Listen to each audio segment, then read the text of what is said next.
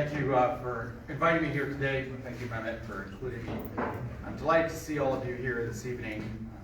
And I wish you well in your deliberations as we talk about a very important issue, which is the protection of a persecuted minority in Xinjiang province in China.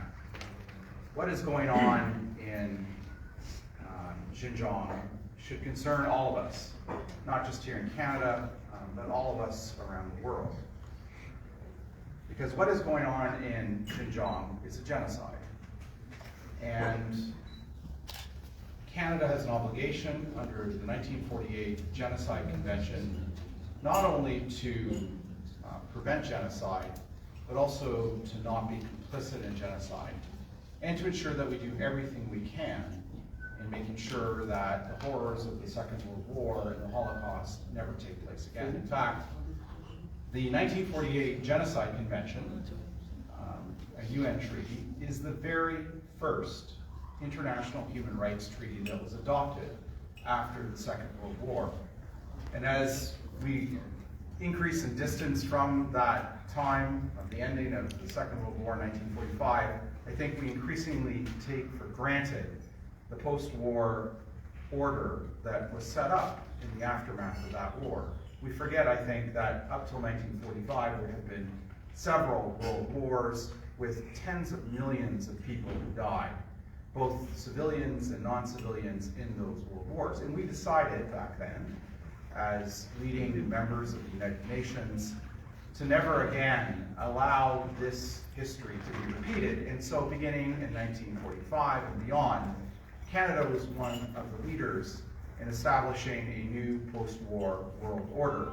A world order based on the rule of law, based on human rights, and based on, in our sphere, the Western Alliance, democratic values.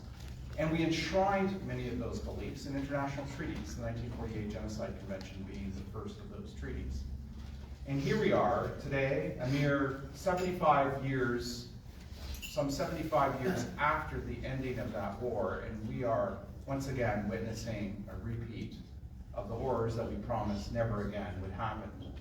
It is now clear through satellite evidence, it is clear through analysis done through investigative journalists from the Wall Street Journal, the New York Times, the Washington Post, the BBC, Associated Press, and many other news organizations that a genocide is taking place. It is clear through analysis done through the Australian Strategic Policy Institute and other researcher organizations that a genocide is taking place. And it is clear through first-hand survivor accounts that we've heard in our own House of Commons Committee on International Human Rights that other parliaments have heard. And so our first obligation as Canadians is to uphold our obligation under that 1948 Genocide Convention. And that is to take the first step and recognize that what is taking place is not just gross violations of human rights. It's not just gross attacks on the dignity of the person. It is, in fact, a much bigger thing than that. It is a genocide. And the 48 Convention, as one of your earlier speakers mentioned, lays out 5 different criteria for what constitute a genocide. And any one of those criteria constitute a genocide. In other words, you don't need 2 or 3 or 4 or all 5 of the criteria for a genocide. You just need one of the 5. And it's clear in the evidence and survivor testimonies that we've received that at least 2 or 3 of the 5 criteria are present.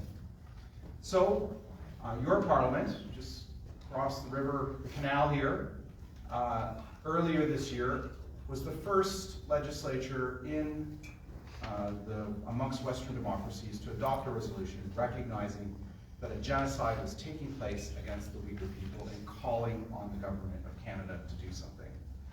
Other parliaments have followed that initiative, and so too have other governments. We have to acknowledge that the United States government was the first government amongst Western democracies to come to the conclusion that a genocide was taking place. And I believe strongly in working with our democratic allies in concert to counter some of the gross violations that we're seeing place in Xinjiang. I'll finish by saying this. China is violating the rules-based international order. It is violating international treaties. It's violating the 1948 Genocide Convention. It is violating the 1984 Sino-British Joint Declaration that was supposed to have safeguarded the freedoms and liberties of the people of Hong Kong for 50 years beyond 1997. It is violating the UN Convention of the Law of the Seas in the South China Sea and its arbitrary extension of maritime boundaries and threatening its maritime neighbors like Vietnam, the Philippines, Malaysia, and others. And it is violating the rights of other minorities in mainland China by continuing to persecute the Tibetan people, Falun Gong practitioners, Christians, and other minority groups. China's ascendancy in the last 20, 30 years as an economic power has allowed it not to join the rest of the world in embracing human rights, democracy, and the rule of law, as we assumed they would with its newfound prosperity, but rather what they have done is use that newfound prosperity to reinforce their authoritarianism, as have other authoritarian regimes. And we in the West have to wake up and understand that we no longer can stand silently by while this is taking place. And so what we are witnessing today, in my view, is a great realignment of Western democracies who increasingly understand that the assumption that underpinned the fall of the Berlin Wall some 30 years ago, an assumption that if we liberalized trade and investment with countries like China, that they would gradually embrace human rights, freedoms, and the rule of law, was an assumption that was a false one, was an assumption that was wrong. And we are gradually understanding that that is not the case, and in fact the opposite has happened, and we are gradually coming together to counter some of this authoritarianism that we have seen. And that is in no small part to the work that all of you have done over so many years in raising awareness about this issue. So I want to thank you. I see my colleague here from the House of Commons who has worked on this issue as well. I want to thank you all, each and every one of you in this room, for being advocates for your community and for helping us understand through your family connections, your family ties, and your firsthand accounts what exactly is going on. And our commitment to you is to continue to work on this issue and to ensure that further action is taken by governments to end the persecution of the Uyghur people in Xinjiang province. Thank you very much for your time.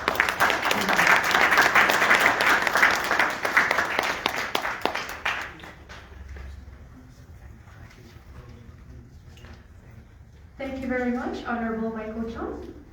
And last but not least, we have Mr. Connor Healy from the States. He's a reporter and government director at IPVM since 2020. He leads IPVM's efforts to research and communicate how surveillance technologies impact the public and what government actions impact those technologies. Please welcome Mr. Connor Healy.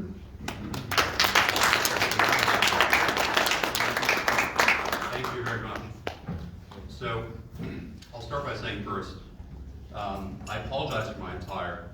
There was a very pleasant 7-year-old girl who told me her name was Rachel that spilled what I think was an entire pint of cranberry juice on me before I came to speak her. So I promised that I had a shirt and tie ready to go. Instead, here we are. Anyway, I'm Connor. Thank you. I'm honored to be here. Thank you so much for having me. I'm with IPVM. We're a US-based research group. You can think of us like Consumer Reports for surveillance technologies and businesses. And like Consumer Reports, we don't take any advertisement. We don't have any sponsors. We're fully independent. We don't have any government funding. And the fundamental goal of our organization is to expose unethical surveillance use. So we have a big focus on investigative reporting because we think that's one of the best ways to expose that kind of use. And we regularly work with international publications like the BBC and the New York Times and the Washington Post and so on in publishing stories about how surveillance is used in what we think is an unethical way. And China leads the world when it comes to unethical use of surveillance. So we have published a lot of, I think important investigations about exactly how they are suppressing the Uyghur minority there. Having said all that, I myself am Canadian. I just happen to work for an American company. And I was born and raised in Toronto. So I'm particularly glad to be here addressing you all. So let's get into it. People have called Xinjiang an open-air prison. I agree with that characterization, and one of the things that makes that possible is mass surveillance. These are systems that have been designed, installed, and operated by some of China's most prominent technology companies. Many of you will have heard of them, that's one of them. Some of this might read as a bit of a recap of my testimony at the Uyghur Tribunal, so for those of you who have already seen it, I apologize, but I assure you there is some original material. This is Hikvision, the world's largest surveillance company. They have 40,000 employees. They've taken about $10 billion in revenue, and they operate in 180 countries around the world, including Canada. I took a walk around our Parliament buildings today, and this hotel, and a number of other parts of Ottawa. And I can personally assure you from my experience today that the Canadian government continues to buy products from these companies. Many of them are relabeled. It's very difficult to get public records on Canadian surveillance purchases. It's much easier in the United States. And so a lot of our work has exposed US purchases of this technology. But between Hikvision and the second company I'm about to talk about, which is Dawa, the Canadian government gives millions of dollars to these companies. And these companies are responsible for committing the most significant atrocities, I think, in my lifetime. I'm only 24 years old, so that's like a sort of short lifetime. You know, there have been lots of atrocities before I was born, but you know, this is a company that has unfettered access to Canadian markets. Hikvision originated from the China Electronics Technology Group. That is essentially a military company. They are state-owned. They work on missile research with the Chinese government, and a number of their executives also have concurrent roles in some of the most important military research groups in China. So it's fair to say that Hikvision is directly state-owned. They've established a substantial presence in Xinjiang. I talked about this in my testimony before the tribunal. They've had a number of surveillance projects that have been of interest to us that we've published on. Two of them to explore in greater detail are the same ones that I explored in my testimony. If you could just go one slide. There you go. In Pishan County in Xinjiang, Hikvision received a contract for a security prevention, or rather a security protection and prevention control system. Essentially what this project included was installing surveillance and face recognition systems at all 967 mosques in the county. I actually got my wires crossed there. It was Moyu County that had all 967 mosques have surveillance installed. But Pishan County also had a really extensive system, and both of these projects involved, you know, installing video conferencing systems so that sermons could be delivered from a centrally managed Chinese government studio. And they have numerous others.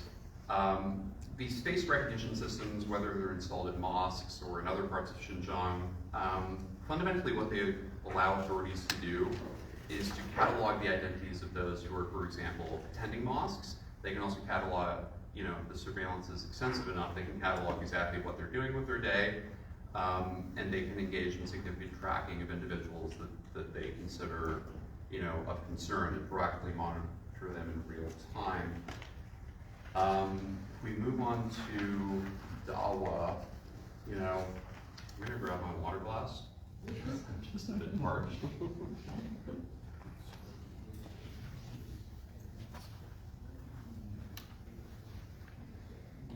Dawa's contracts in Xinjiang are actually much more extensive than Hikvision. I think this comes as a surprise to some people because they're a smaller company and they aren't actually directly state-owned.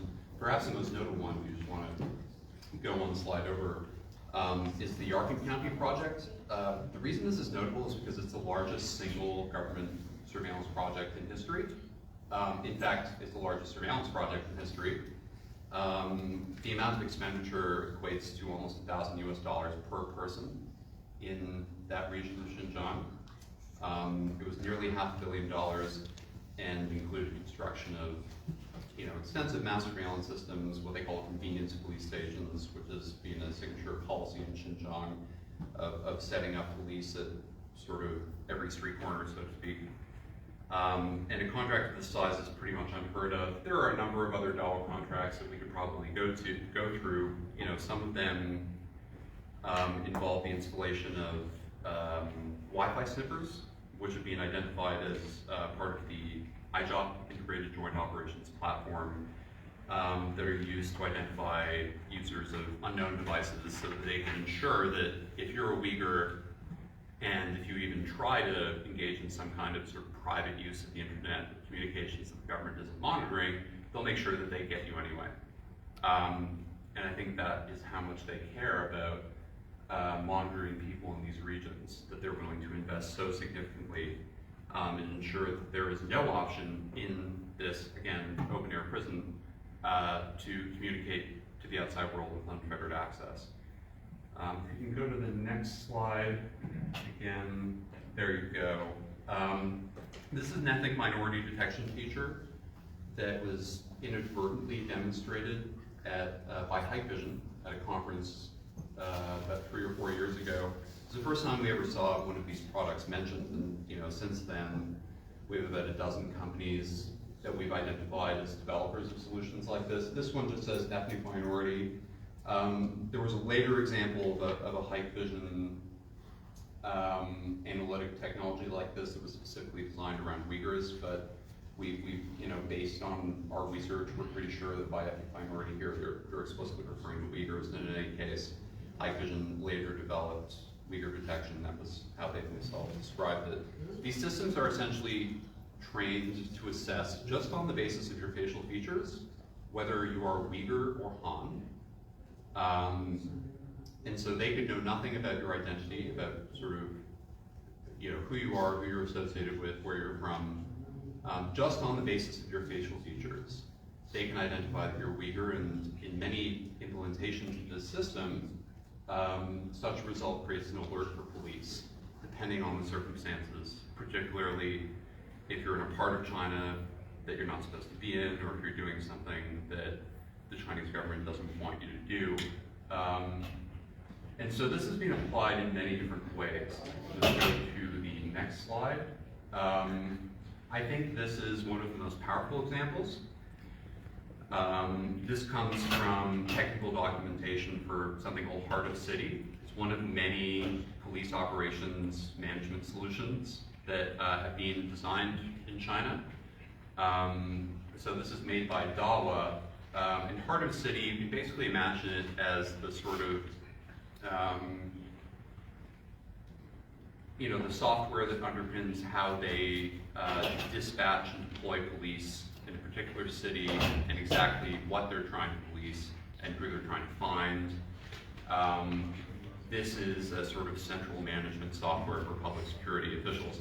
And one of its features, as identified in this document and several others, and we have more than 14 other examples of them deploying this technology in their city police operations management solution. They call it real-time Uyghur warnings. The police in China want to know if there is a Uyghur on the street that is potentially, up to something that they disagree with. This has been an express goal of the Chinese government, and I think it is one of the most significant and most appalling forms of discrimination using technology that I've ever seen. And it's being deployed all over China. The document also mentions various subcategories of individuals. They talk about Uyghurs with hidden terrorist inclinations, and in many other implementations of these systems, especially recently, there are many different sort of complex ways that the police can design these systems to track Uyghurs and make sure that they have sort of full surveillance-based control of large populations. On Monday, we have a piece coming out for Reuters. I can't tell you about it, but you should check it out. I think it'll be really significant. We contained a number of internal documents from the Chinese government that describe exactly how they use these systems. And, I would hate to present an image of bias, but the word that comes to mind is appalling. This is all appalling. We have IPVM has been analyzing surveillance businesses and technologies for well over a decade, and there is nothing else like this in any other country, with the exception of those countries that are trying to copy China's approach more recently. Iran, for example, would be one where we've seen some of these systems being deployed.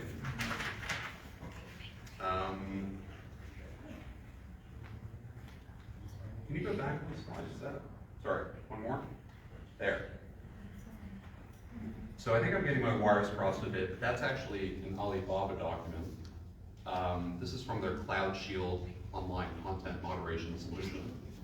So it's not just surveillance camera systems that make use of analytic technology that discriminates on the basis of race. This particular solution was designed to essentially shut people's phones down if they are posting content the government disagrees with and if they are Uyghur on the basis of, for example, a front-facing camera on a cell phone. The upshot is they're not just deploying this in order for police to be able to sort of detect what Uyghurs are up to. They are also using these Uyghur face detection technologies to restrict people's access to the internet and the ability to share information. You can go to the next slide. Another iteration of Uyghur face detection. This one was by Huawei. We found this in the confidential report that they did with Megvii, which is one of China's largest face recognition developers. And it shows that the two companies worked together to test and validate a Uyghur alarm, as they put it, based on face recognition. So this just creates an alert to the police when a Uyghur is detected by surveillance systems wherever it is deployed. If you can go to the next slide, please. They did actually patent this with the Chinese Academy of Sciences. Many of the corporations that have developed this technology have patented it, Megvii as well, I mentioned them earlier. This has actually been one of the key ways that we've been able to obtain evidence of Chinese technology companies developing these kinds of solutions, is that for whatever reason, they have been willing to describe in detail the solutions that they've developed when they apply to get patents for them. You can go to the next slide, please. On the subject of Huawei, I mentioned that we have a piece coming out next week with Reuters. This might give you a little sense of what that's about. I think it's worth knowing that Huawei has been deeply involved with developing mass surveillance in China as a whole, not just focused on the Uyghur community, but they have developed technology that basically makes this techno-authoritarian system possible. One of the key technologies there is pictured in this patent, which has not been reported yet. It's called One Person, One File. And that quote on the right is taken from the description of the patent, which basically explains that they needed to create a system that can pull in data from real-time surveillance and also combine that with databases to do predictive analytics and to provide a lot of information for police on what people are doing, who they've met with, whether or not they're engaging in any activity the government disagrees with. This, I think, is a technology that the Uyghurs have been subject to more than any other population in China. It is also something that I think everyone in China should be concerned about, if they could speak freely, that these kinds of mass surveillance solutions are being deployed. We've even seen these systems designed to mark journalists there's some disagreement about the exact translation of this, but the original translation was classified disposal. I believe the Chinese word is chuxi. If you were to watch Chinese soap operas, when the emperor says chuxi, they basically mean execute that person. So that's one interpretation of what the system is used, is to tag people like journalists for execution. Or you can sort of be kinder and say they're tagging them to be dealt with or something like that. That's something we'll get into next week as well. And you can go to the next slide, please, and then the one after that. Those are a number of the companies that have developed this technology, but I think it's important to know this is a result of state policy in China. They issue detailed standards across all sectors of government, national standards. They actually even have national standards for national standards. And you know, so they know what they're doing. In China's national standards, they've called for Uyghur face detection or ethnic minority face detection. This is something the government wants, and Chinese technology companies have supplied it to them. There is a direct connection that can be demonstrated there. You know, Huawei and Alibaba and Hikvision and Dahua, they're not creating these technologies of their own accord. They're creating them because the government wants them, because they want to use them in the system of repression. If we can go to the next slide, please.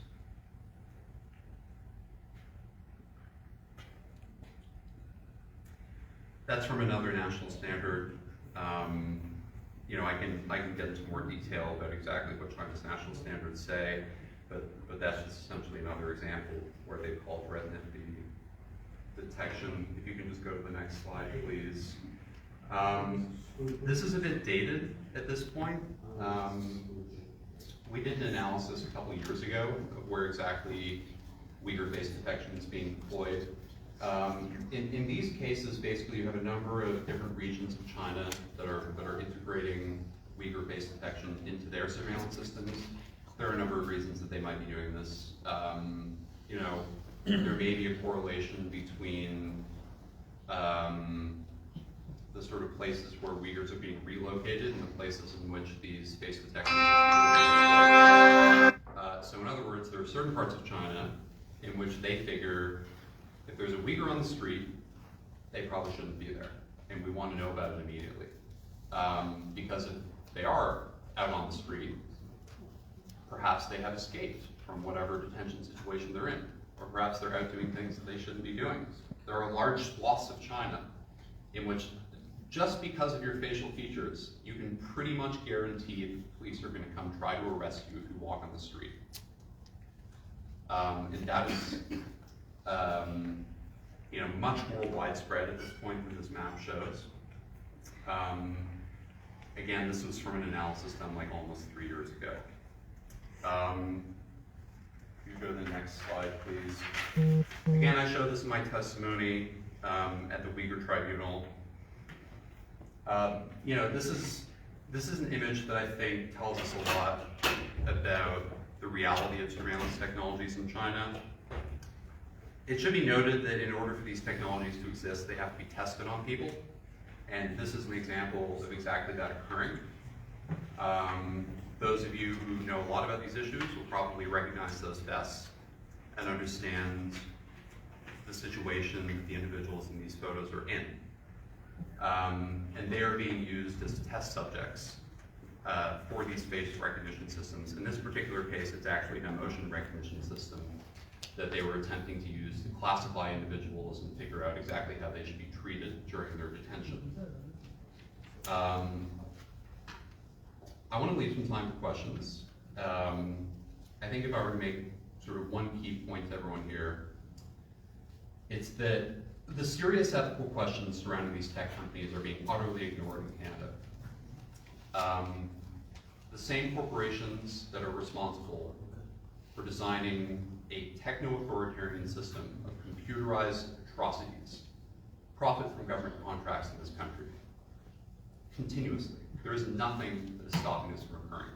Tomorrow there will be more government contracts, and the next day and the day after, unless somebody does something about this. Hikvision cameras are installed outside the front door of my apartment.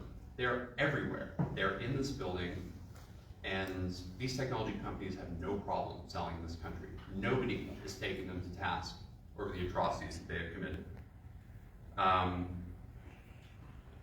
And you know, I think Canada has to wrestle with some of these ethical questions. The US has taken decisive action. The US, in my opinion, other than actually Taiwan, is the, well, God forbid I say Taiwan was a country, but other than the US, Taiwan is the only country that has wrestled with these ethical questions. The US has imposed sanctions, they've imposed export restrictions, they have banned their federal government from buying products that are made by Hikvision and Dawa. Now, in fairness, that was for cybersecurity reasons. That wasn't explicitly related to genocide, but that's the action they've taken.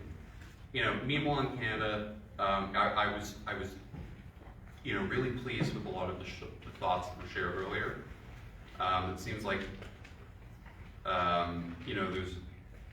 there's a sort of broad coalition forming, I hope, that recognizes these issues need to be dealt with. But to be honest, we've tried to engage with Canadian governments on these problems, and people kind of look at us like, what are you talking about? I think in reality, sort of despite the rhetoric, there is at the moment very little interest in holding Chinese companies accountable, because it interferes with trade, national objectives. Canada has a much stronger China lobby than many other countries. And for these reasons, we're not living up to our promise of never again. I'm young enough to remember being a Canadian, going to a Canadian middle school and high school and being taught about the history of the Holocaust. And what I was told was, never again. And here we are, and my tax dollars and all of yours are going to fund these companies that put people in this situation. And I think that's wrong. And I think we should do something about it. And I'm happy to answer any questions about the technical details of all this. We'll continue publishing our research because we think this is an important issue. And thank you all for listening. That's what I have to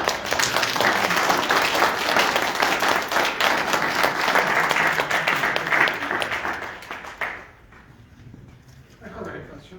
Please. And except Dahua and Hikvision and how many other, Huawei as well. Mm-hmm.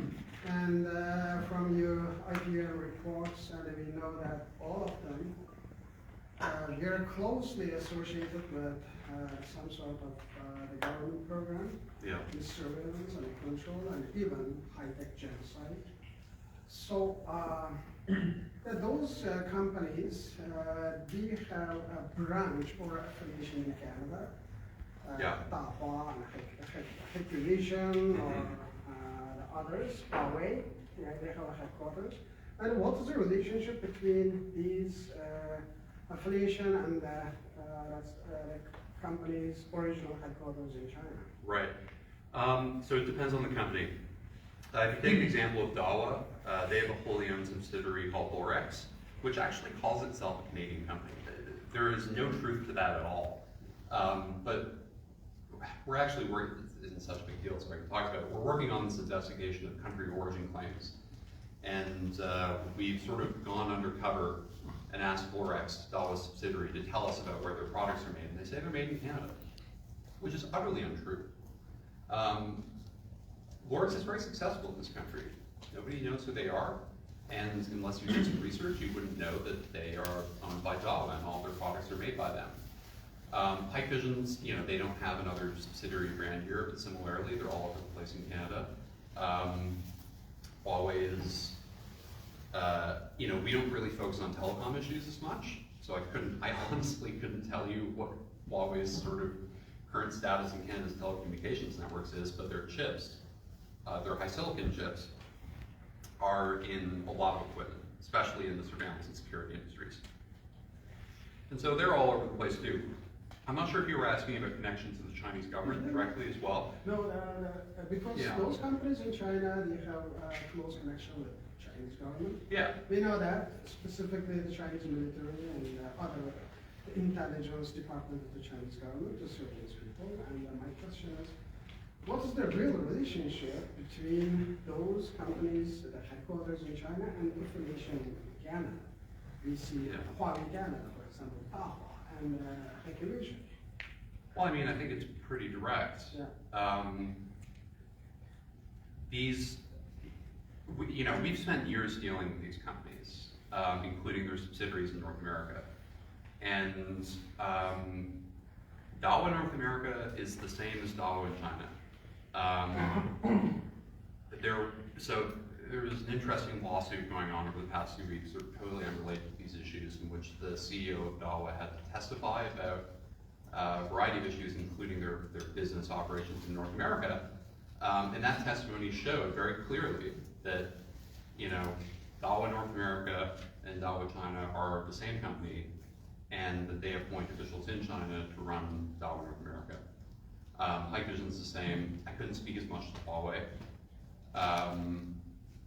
So yeah, it's a pretty direct connection, I would say.